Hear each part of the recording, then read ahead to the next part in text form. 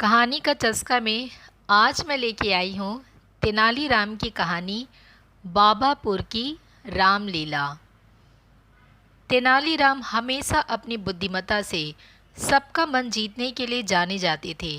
आए दिन राज्य पर आई किसी न किसी समस्या को सुलझाने के लिए वे अपना दिमाग लगाया करते थे।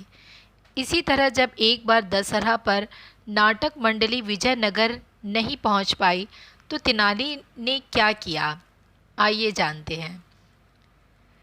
काशी की एक नाटक मंडली हमेशा दशहरे से पहले विजयनगर आया करती थी। यह नाटक मंडली विजयनगर में रामलीला किया करती थी और नगरवासियों का मनोरंजन किया करती थी। यह एक तरह से विजयनगर की संस्कृति थी और ऐसा हर साल हुआ करता था। लेकिन एक साल ऐसा आया जब काशी नाटक मंडली के कई सदस्य बीमार पड़ गए और उन्होंने कह दिया कि वो विजयनगर नहीं आ पाएंगे। यह सुनकर महाराज कृष्णदेव राय और सारी प्रजा बहुत उदास हो गई।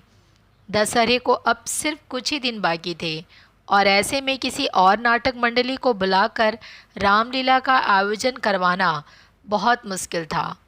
दरबारियों के मंत्रियों और राजगुरु के आसपास के गांव की नाटक मंडली को बुलाने की कोशिश की, लेकिन किसी का भी आ पाना बहुत मुश्किल था। सबको निराश देख तेनालीराम ने कहा, मैं एक नाटक मंडली को जानता हूँ। मुझे यकीन है कि वो विजयनगर में रामलीला करने के लिए ज़रूर तैयार हो जाएंगे। तेनाली की यह बात सुनकर सब खुश हो गए। इसके साथ ही राजा ने तेनाली को मंडली बुलाने की जिम्मेदारी सौंप दी और तेनाली ने भी रामलीला की तैयारी करना शुरू कर दी। विजयनगर को नवरात्रि के लिए सजाया गया और रामलीला मैदान की साफ सफाई करवाकर वहां बड़ा सा मंच बनवाया गया। उसी के साथ मैदान पर बड़ा सा मेला भी लगवाया गया। जब नगर में रामलीला होने की खबर फैली तो सारी जनता रामलीला देखने के लिए उत्सुक हो गई। रामलीला वाले दिन सभी लोग रामलीला देखने के लिए मैदान में इकट्ठे हो गए। वहीं महाराज कृष्णदेव राय, सभी मंत्रीगण और सभा के अन्य सदस्य भी वहां मौजूद थे। सभी ने रामलीला का खूब मज़ा उठाया।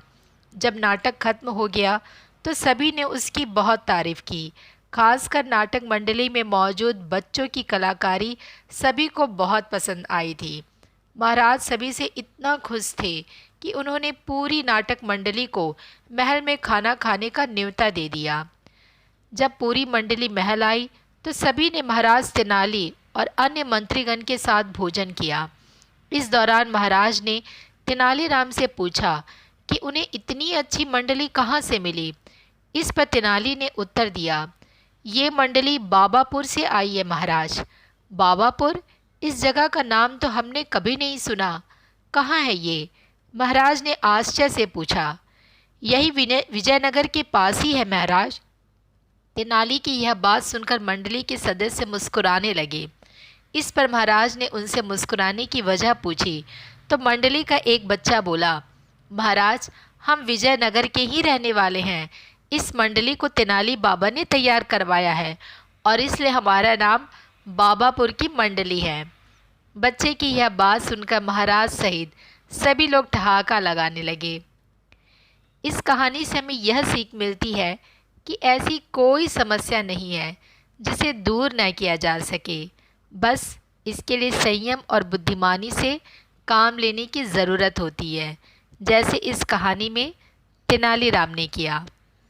फिर मिलूंगी आपसे एक नई कहानी के साथ। ऐसी ही और कहानी सुनने के लिए इस चैनल को सब्सक्राइब करना ना भूलें। अपना मैसेज ज़रूर लिखें।